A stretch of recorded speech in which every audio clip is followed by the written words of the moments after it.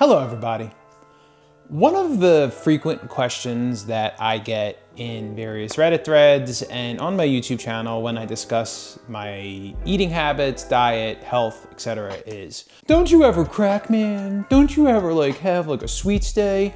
And the answer is yes. And I have said in the past that I highly recommend when you are trying to manage your blood sugar and all this other stuff, that you avoid any kind of sweets, alternative sweeteners, all this other stuff, but eventually you will kind of dial it in.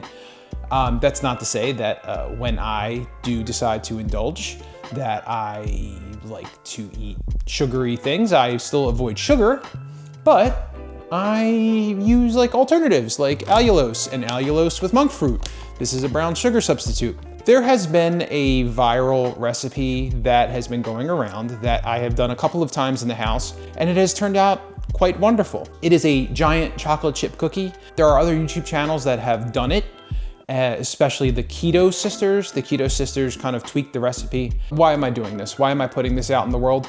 I'm not good at filming in my kitchen. I've done only a handful of cooking videos before. And to me, it's a challenge. It's a challenge to try to film this. And I have a little alternative view here of the bowls. So I tried to be a little bit organized. So I'm gonna do the giant keto recipe. I actually have it locked in to memory at this point, so that's pretty cool. It's really easy. The reason why I like this one is because it does not use any kind of alternative flours. It doesn't use almond flour or anything like that. Here are the ingredients. 2 tablespoons of your sweetener of choice. And again, I'm using this golden allulose and monk fruit. 1 teaspoon of baking powder. 2 tablespoons of natural peanut butter. Try to get as low sugar as humanly possible. You put it in the microwave to soften it up. Handful of chocolate chips. This is a Whole Foods sugar-free brand. Use whatever you want. You can use Choc Zero, Lily's. I have these. 4 tablespoons of that's my kitchen. That's my oven preheating. So another reminder, preheat your oven to 350 degrees. This is gonna go quick. As I was saying, this is non-flavored whey protein. So you're gonna use 4 tablespoons of non-flavored whey.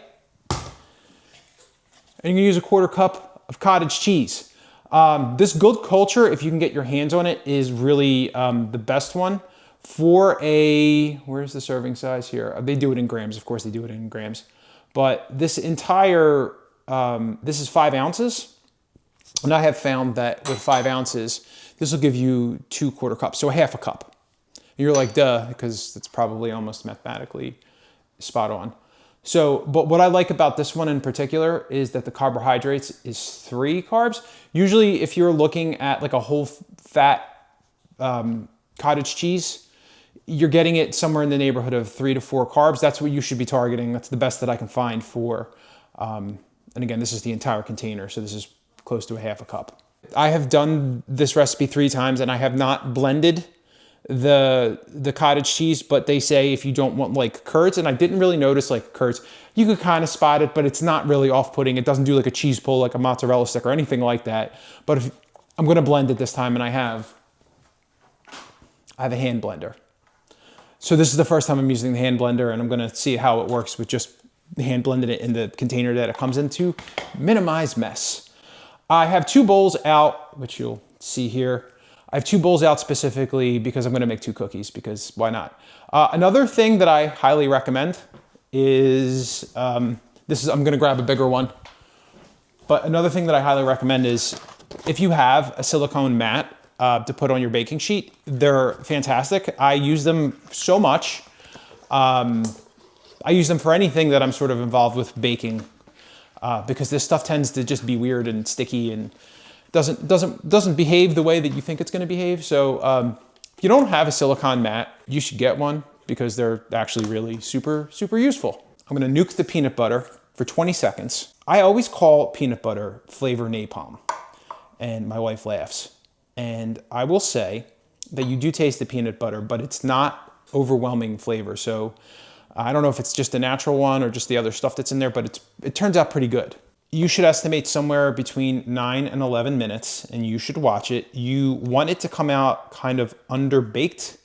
And then another thing that you should probably do is have a cookie, like a cooling rack. I have found that it does come out a little bit better when you take it out in the cooling rack. Another thing that you may want to factor in, they get stale after like a day or two, so you better plan on eating them same day or next day at the latest. Let's get to nuking. And also a little splattering of peanut butter. Let's clean that up. So do one at a time. Like I said, this is more of an exercise in how does it look to do like a cooking episode in the kitchen, more so than like, yay, cookies. Let's find out. Peanut butter's looking pretty good. I'll put this one in too. All right, here's the biggest worry, and I don't know if this thing's gonna make a mess or not.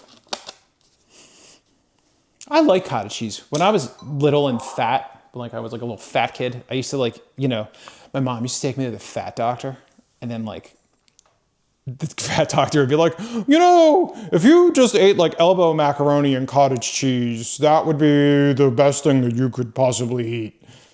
And I was like, man, this cottage cheese and elbow macaroni is great. I love it. Just, I'm going to eat it 6 times a day. Fat doctors in the 1980s. Not a lot of room for this thing to do its jam. I have not been immensely successful with the blending. I tried to put it in my blender, my Vitamix, and it sucked. All right, that definitely looks a lot better than the last couple of iterations that I've done on this thing.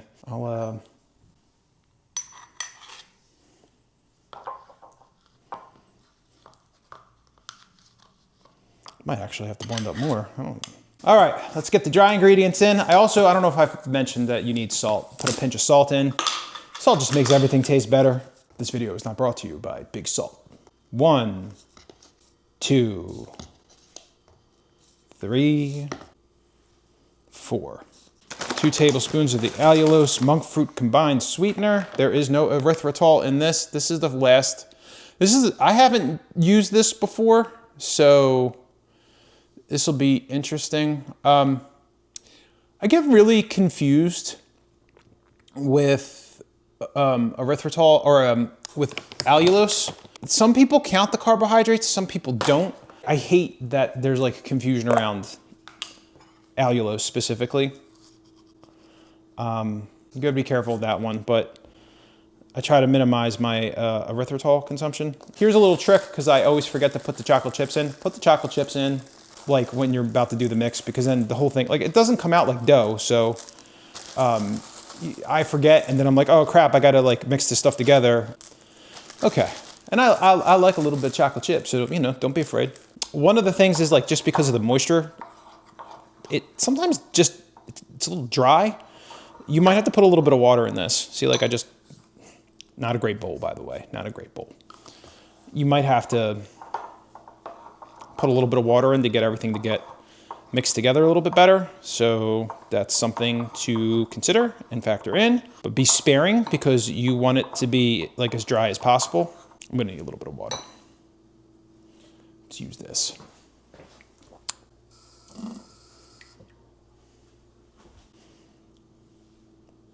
I'm also not afraid to get my hands like in there to like work it.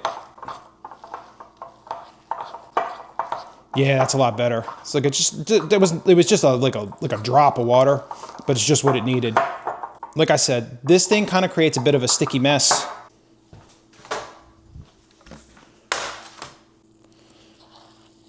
So spoon this out. Got to make space for 2. I've never seen somebody do like 2 cookies at the same time, so I did it recently and it was fine. Make sure you give it space. You should not overcook it. You want it to be a little soft and undercooked looking, so just keep that in mind. Got to keep an eye on it is what I'm telling you. I sort of understand why like hot ones now is a thing, because it does get you off guard a little bit, what you're you're talking, you're doing all this other stuff, and then next thing you know, he's hitting you with some kind of weird question. This is like, here, bake cookies and ask someone personal questions. Maybe that's a show. Maybe not. This is definitely a little bit stickier and harder to work with than the last one that I made. So, oh, right. Oh, you know what it is? It's not frozen. Just couldn't get down all the way.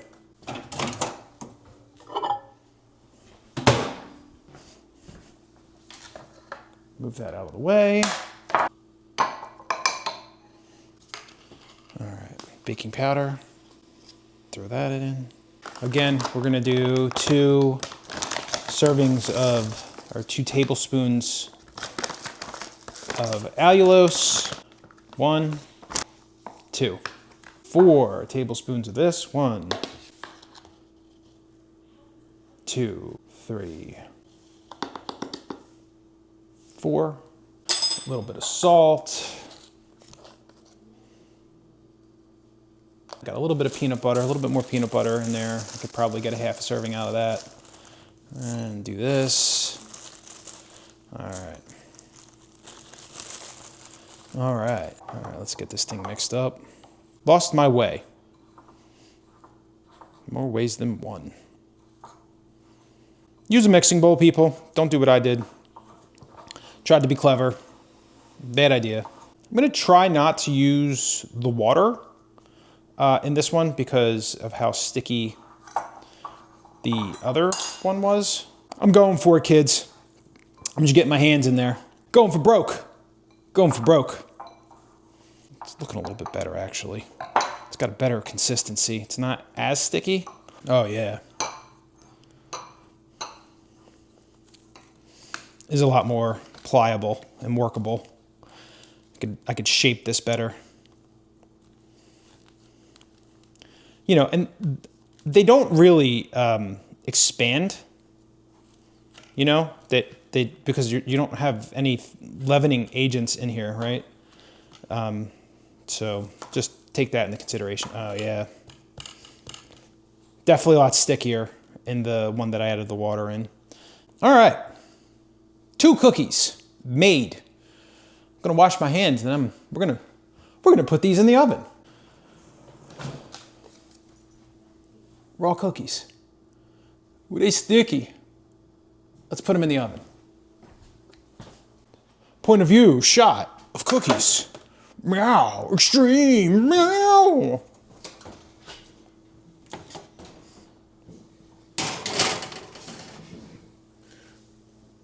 Buy cookies. Some guys that, you know, people are probably like, oh, you know, my husband, when he cooks in the kitchen, he never cleans up after himself. I always clean up after myself. I'm a very meticulous person who just got more cottage cheese on his hand. Clean up after yourself. I did check, oh, I should do this. So I did check on the cookies. They're looking kind of nice, aren't they? A little brown and tasty. Yeah. Do I want to give it another minute? I think I do. No, I don't. I think they look good, actually. These cookies are out of the oven. They have to sit for at least 10 minutes. They get a little crumbly. So before I unplate them or rack them, I'm just going to let them chill here for a minute. Plus, I have to find out where we have cooling racks, and I don't know where they are.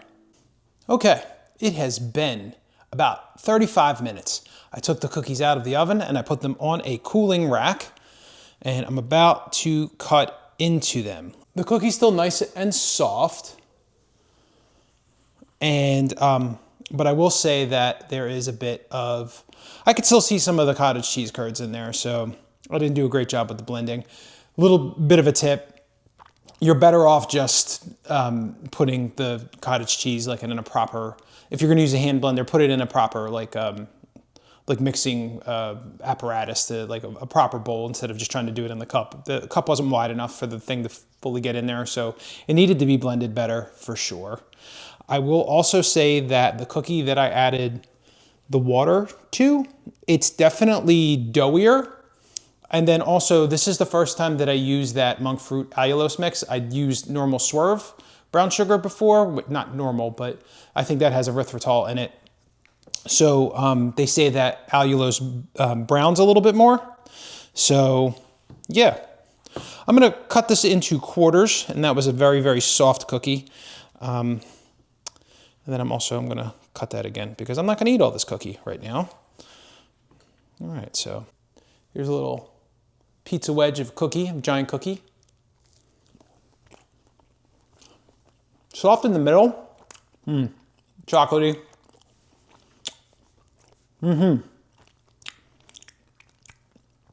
Very satisfying. Chewy and gooey. I dig that. And again, there's no eggs, right? It's just peanut butter and whey protein basically are the main ingredients, and some cottage cheese. You could also use Greek yogurt, by the way. That's the original recipe called for Greek yogurt. With the chocolate, it doesn't have a very strong peanut butter flavor. And I'll reiterate that because again, I always call peanut butter flavor napalm. And like, you know, if you're looking for it, you'll find it. I can taste it, but it's not overwhelming or overpowering. I'm just getting most of the chocolate notes and the satisfying chew.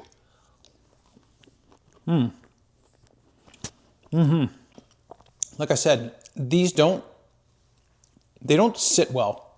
So I would eat these within 24 to 48 hours. The last batch that I made, they got really hard after a couple days.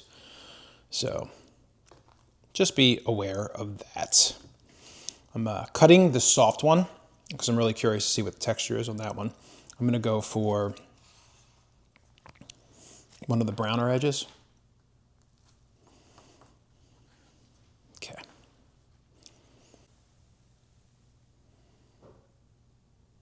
This one looks a little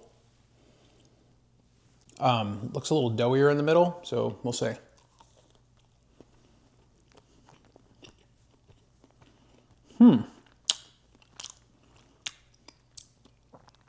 I was definitely wrong. This has got a fluffier, lighter feeling.